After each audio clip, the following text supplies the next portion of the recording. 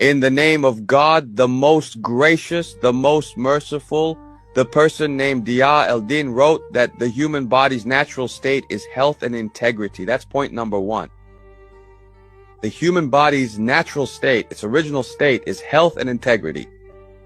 And it will remain in this state as long as there are no violent external inputs or influences.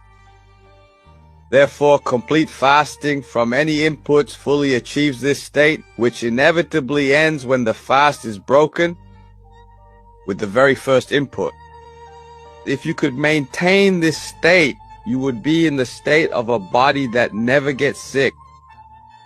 Statement number 2. Every input to the body carries harm, just as it carries benefit, which is keeping this body alive and nourishing it with what's necessary to remain active and functional. As long as the input has waste that settles inside you, then it has certain harms. Waste that needs to be excreted, that's the harm. So waste that needs to be excreted and that the body needs to get rid of is harmful. So any food you eat, this food carries harm, just as it carries benefit, which is keeping this body alive or its growth in the case of children. Number 3, every input to the body is considered a foreign object by the body. Consequently, the human body has a reaction. This reaction is one of 3 things, either an immune allergic one, which follows lymphatic pathways, or central nervous, which they call the gut-brain axis, or hormonal glandular. What kind of hormonal? Glandular, meaning peripheral, intestinal, or central pituitary. Pay attention, hormonal glandular has 2 parts. Peripheral intestinal, which includes insulin, glucagon, serotonin, and gastrin. These are intestinal hormones. Or central pituitary, which works from the pituitary down to the adrenal gland. Statement number 4. The body's daily, repeated, and continuous struggle in dealing with hard-to-digest inputs, which leads to blockages and obstructions. Repeated intestinal blockages, even if incomplete, that's the first thing. So hard-to-digest inputs and repeated intestinal blockages, even if incomplete, or harmful waste from incomplete digestion, or inputs carrying stimulants for the nervous system, the hormonal system, and the allergic immune system, or inputs carrying explicit toxins, antibiotic residues, residues of fertilizers, stimulants, chemicals, and nitrogen fertilizers, pesticide residues, which we call what? Pesticide residues. What does that really mean for us? So what? Well, it's actually the body's struggle to deal with these leftover chemicals, dealing daily with these inputs, hard to digest, causing intestinal blockages, frequent even if partial, harmful waste from incomplete digestion, triggers for your nervous, hormonal, immune, and allergic systems. That's 3, or explicit toxins like antibiotic residues, residues of fertilizers, stimulants, colorants, chemicals, and fertilizers, pesticide residues. Statement number 5. This struggle manifests as constant pressure on a body that's constantly resisting, leading to frequent physical and psychological symptoms. Interconnected yet not obviously connected to each other, which is why they're called syndromes. The lack of clear causality in these links led to vague and unclear diagnoses. Suffering grows as these symptoms shift and drift due to interactions between ingested chemicals from ingested toxins, alongside accompanying medications.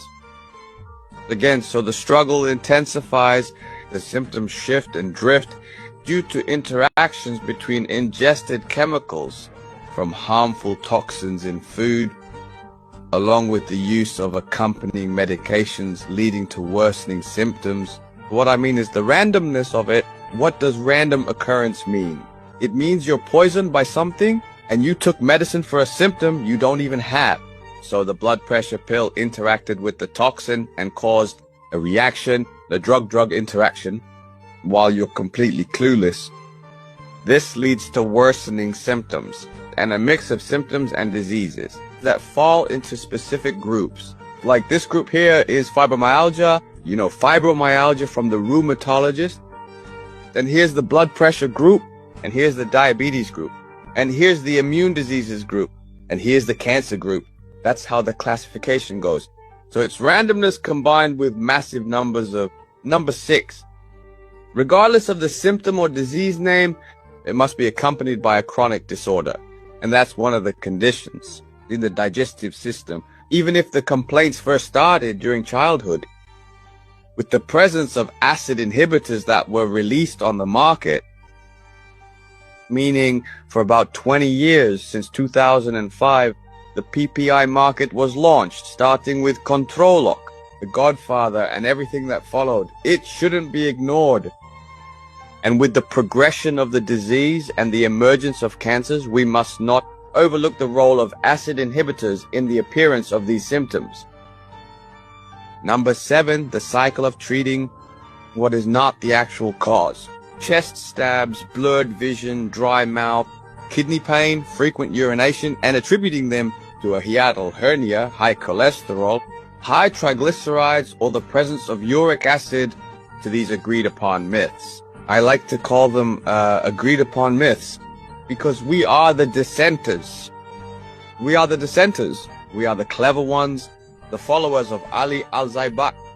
Statement number 8, changes in analytical evidence, which are clinical laboratory investigations, the laboratory. Changes in analytical evidence and laboratory developments, the findings, that is. It indicates a change in the body's strategy under chronic stress and provocation. And there is no definitive evidence that it's the cause of the accompanying symptoms or changes. The cause is that which, when removed, ends the problem or the symptom. So again, changes in analytical evidence and laboratory developments, like high blood sugar, urea, creatinine, or uric acid, indicate a change in the body's strategy under chronic stress and provocation. And there is no definitive evidence that it's the cause of the accompanying symptoms or changes. The cause, for your information, is that which, when removed, ends the phenomenon, the problem, or the symptom. The insulin I take, yet the sugar rises. This means the sugar isn't high because of an insulin deficiency. Again, the insulin I take to lower the sugar, but the sugar doesn't drop, it rises. So the sugar wasn't high because of low insulin, period. Again, the insulin I give, which lowers the sugar, but doesn't improve erectile function, means sugar isn't the cause of the dysfunction. The reflux from a hiatal hernia, the hernia was treated, yet the reflux remains the same. Reflux due to bacteria, we took the medicine for the bacteria, but the reflux is still there. Just the same. Number 9. Drawing conclusions from lab evidence, like sugar and acetone, HDL and LDL, urea and creatinine, minerals and conductive mineral fluids, the electrolytes, sodium, potassium, and chloride, and linking it directly to the type of food, is superficial, specific, and completely wrong. What does that mean? Let's go back to number 9. Drawing conclusions from lab evidence, like sugar, acetone, HDL, and LDL, urea, creatinine, minerals, and mineral fluids, and linking it to the nature of food, that's just wrong. 100% wrong. Why? Because these markers are the same in all types of mammals and egg-laying creatures that have a liver. I mean, a crocodile has a liver and a chicken has a liver. And mammals, like a cow that eats grass, and a tiger that eats meat and drinks blood. All of them have sugar, acetone, HDL, LDL, urea, and creatinine. Even a mouse. So mammal. And egg layers, like birds, chickens, and crocodiles that have a liver, must have what I mentioned: HDL, LDL, acetone, sugar, urea, and creatinine. It's nature. God created it that way. The liver produces these things. The liver produces these things. So all herbivores, carnivores, and omnivores, everything with a liver, pigeons, chickens, and crocodiles, all of them have acetone, urea, creatinine, and sugar. And monkeys, by the way, because I really like monkeys. The rise and fall of these values from their usual levels is fundamentally linked to changes in the body state, neurological, hormonal, immunological, or allergic, regardless of the type of intake. So this means it's not that sugary food raised the sugar or protein-rich food raised the uric acid. Wrong. Wrong. That's just wrong. The rise and fall of these indicative values from their usual observed levels is fundamentally linked to changes in the body state, neurological, hormonal, immunological, or allergic, regardless of the type of intake. So this means that as a duck-legged duck creature, I'm the same as a tiger, meat eater and blood drinker. Do you get it? I'm just a duck with a duck's leg. Equated with the tiger, the meat eater and blood drinker, both of us have creatinine and both of us have urea. You have sugar and acetone, and so do I. Look, no matter what you eat, your body will react. Your body will react based on a specific strategy. This strategy is triggered because you put it under stress. It says, I'll handle this stress this way. Do you understand?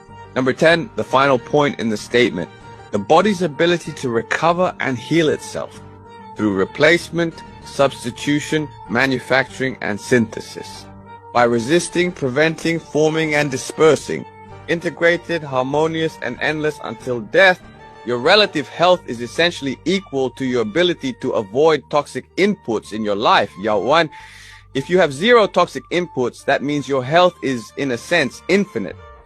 And that was the very last point of the statement. The statement itself has 10 points, and I signed it at the end. A lifestyle, zero medicine, zero medicine. I mean what I say. All of it, zero medicine. I have no ulterior motive. Your health is in your hands. Whoa, I've said my piece. I am finished.